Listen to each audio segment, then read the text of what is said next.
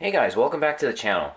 So this week we're going to be revisiting the NEC Turbo Express. And so for those of you who are not familiar, this is a portable version of the TurboGrafx 16, and it debuted right around the same time as the Game Boy. And honestly, it's pretty impressive for its time. I mean, it's a 16-bit console that you can play in your hands. Of course, it does use 6 AA batteries, so it doesn't last very long. And it has a full-color backlit screen, so, you know, it was pretty impressive back in the day. Of course, as you might imagine, with that kind of technology, it was also rather expensive, so not too many of these were made. But yeah, there's quite a couple of options nowadays for taking this and making it even better than it was. So in the past, there was only a composite video mod that lets you take a larger screen and replace the original. But nowadays, we can do better. So we can use this LCDDRV board. This allows you to connect up an RGB display so that you basically get the highest quality analog video possible on the Turbo Express, and it looks pretty phenomenal. So today, we're going to be taking this thing apart, and we're going to be installing the LCD-DRV. Let's get started. Alright, so taking these apart is actually very simple. You've got 6 screws, Phillips screws, that are in all the corners of the shell, and you can just use a standard screwdriver for that. And then when you pull it apart, you'll see that you've got 3 cables. There's this one here for the screen, and then this guy here, this is for the controller pad PCB. And then finally this one over here, and I believe this is the power for the screen as well. And so someone has already gone ahead and replaced the capacitors on this system, and I was going to say that if you haven't done that, the first order of business should be to replace every single electrolytic capacitor on the Turbo Express, because they are very prone to failure and they can cause damage to the traces as well. And I've actually done a video on that before. But yeah, I would definitely do that before you invest any money in upgrading the screen. So yeah, after that one screw up here is removed, and you can just take this off. This is the batteries for plugging into the batteries, and yeah, that's about it. And so now this thing should be ready to open up. Okay, so I've taken off the motherboard to have a look at it, and well, this isn't so great. So like I said, I just got this, and someone else had done the capacitor replacement, and the system does turn on and it works. I mean, I played it, it seems to be okay, but then coming here and looking at this is not good. So there are more than one capacitor, like this guy here and this guy here, where the legs are just floating out in the air, so they're not actually connected to anything. That's not good. And overall, the connections are pretty fragile and pretty bad. Like here's a good example of that too. So I really don't want to continue until I first start by cleaning all of this up. So I'm going to go ahead and just, remove these capacitors, clean the pads, put them on properly, and then we're going to go back to it and see how things look.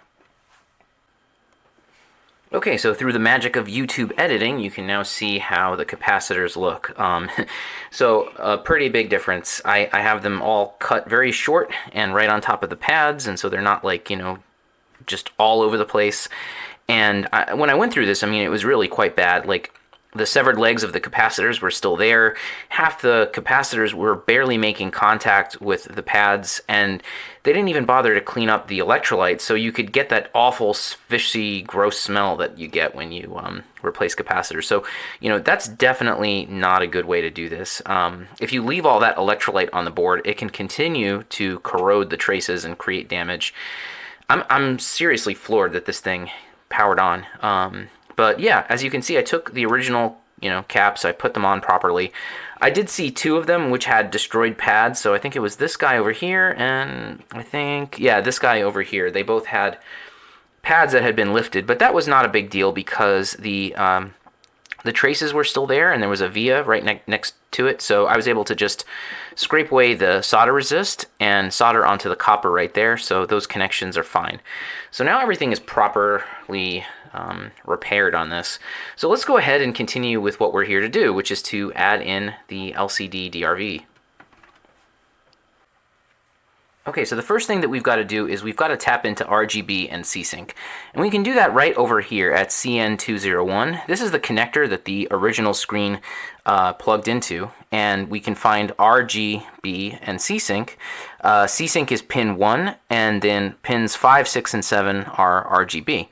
So we can either remove this connector and tap in directly on those pads, but a nicer kind of non-invasive way is to use this little adapter board here. This is made by Retro Rebels, and you can find these all over eBay. And so all you got to do is just solder 4 wires onto these pads here, and then just plug this thing straight into the connector, and then you're tapping into RGB and Csync. So let's go ahead and get that done.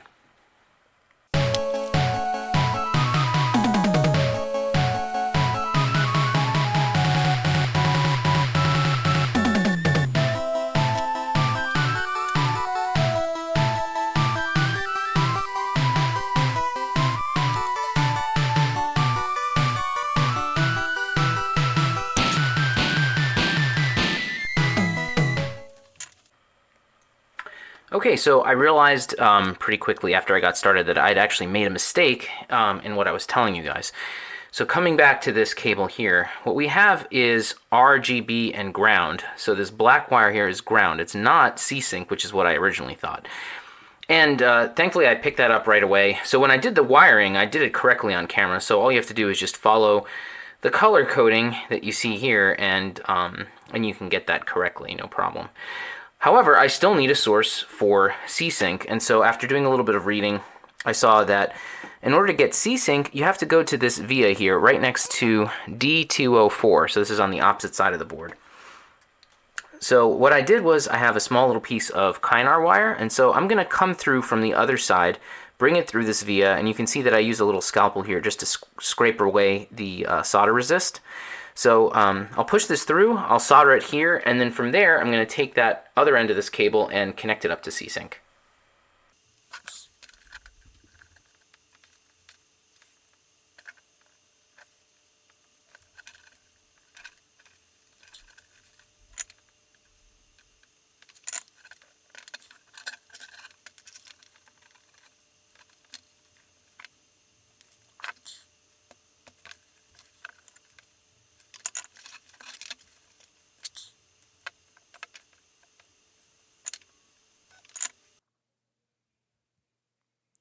Okay, so the next step here is we're going to remove a transistor called Q507, and then we're going to go ahead and take a little wire and solder it from the top leg of Q507 to one side of that ceramic capacitor right there called C511.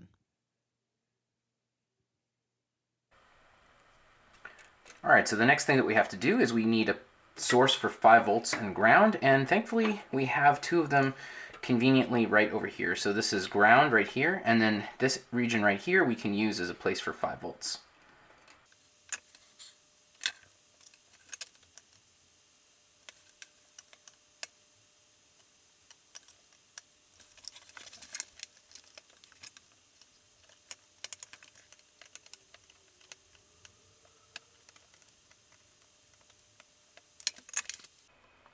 All right, so I've got everything connected up now, and let's go ahead and power things on and see how the new screen looks. Well, there we go. Okay, man, that looks really good. So I'm kind of used to the composite mods because I've done a whole bunch of those, and by comparison I can tell that the text on this looks really crisp. I'm not sure if that's coming through on camera, but this is, you know, good enough for now. I mean, of course, I'm gonna put it into the case and you guys can see how things look once I'm done. But yeah, let me go ahead and get started with the next step, which is to prepare the front part of the shell so that it can accommodate the new screen. Alright, so I've gone ahead and removed all the stuff that used to be here in the front, so the speaker, the PCB, all the buttons, and the original screen, of course. So what we're going to be doing is we're going to be using this little jig right here. So this is something that I received from Console 5 quite a while ago, and they actually have a nice little 3D printed kit so that you can very easily set up the screen so it's nice and centered. And so I have this, and I'm going to use this as a mold for, or as a template rather, for cutting the correct sized opening. And I'm just going to go ahead and just pull this part off too. These require a decent amount of force. They really glued these on very well. I'm impressed. Yeah, so this goes like this right here. And you can see it just gives you a guidepost for how to open this up. And I'm going to use a mixture of a scalpel and some flush cutters to get rid of the large pieces, because that will be much easier to do with this. And then from there, I'm going to be using this 3D printed bracket. This is made by Marcus9199. Some of you might recognize his name. He designed the shell for the Virtual Boy Consolizer. I don't know if this is really a final product quite yet. He indicated that it's something that's a work in progress, but I thought I'd give it a try and just see how it performs. All right, so I'm going to go ahead and get started.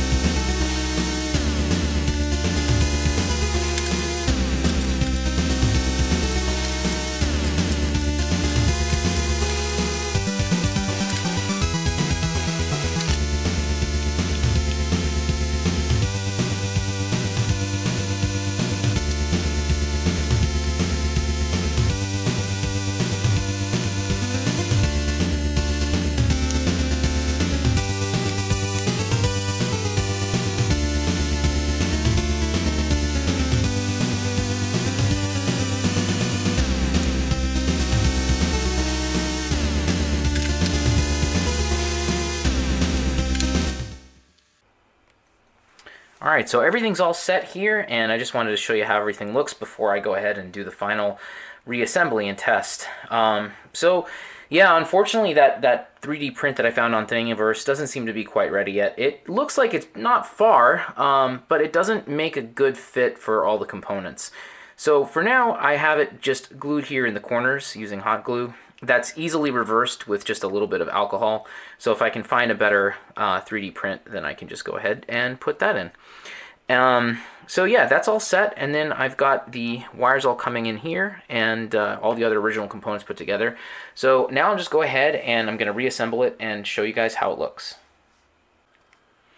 Alright, so I've installed the screen, and I just wanted you guys to have a look at how it all came out, and I mean, it looks absolutely incredible.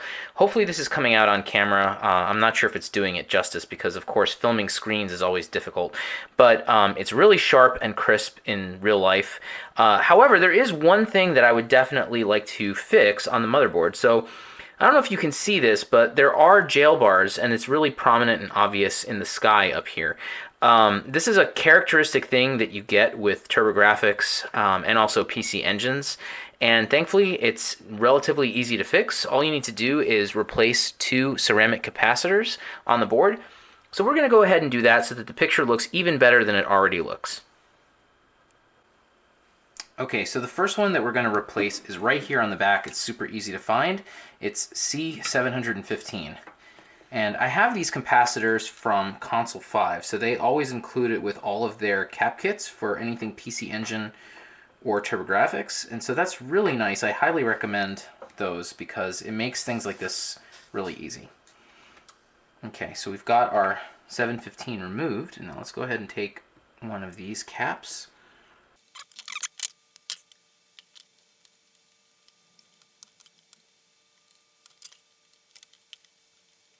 Alright, so that one's attached. Now let's go ahead and go to the other side of the board, and we're going to find C709. Alright, so C709 is right here, and it's very close to where we tapped in for C-Sync.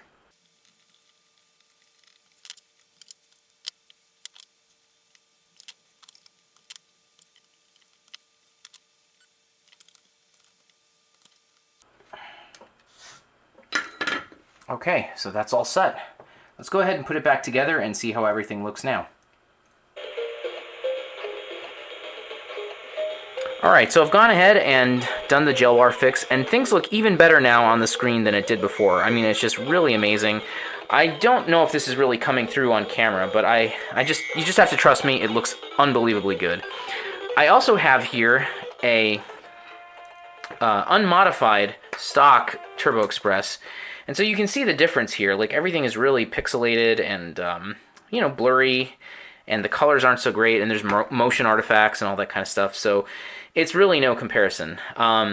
So yeah, if you guys have the opportunity, and if you're going to use the TurboExpress on a regular basis, then I totally recommend this mod. It makes a huge improvement to the original experience that you get on a TurboExpress. Alright guys, so if you like this content, then definitely consider subscribing to the channel. I have videos like this out every Friday, and if you guys have systems that you need repaired or modified, you can always reach me directly at oneuprestorations.com. So yeah, thanks so much for watching, and I'll see you guys in the next one.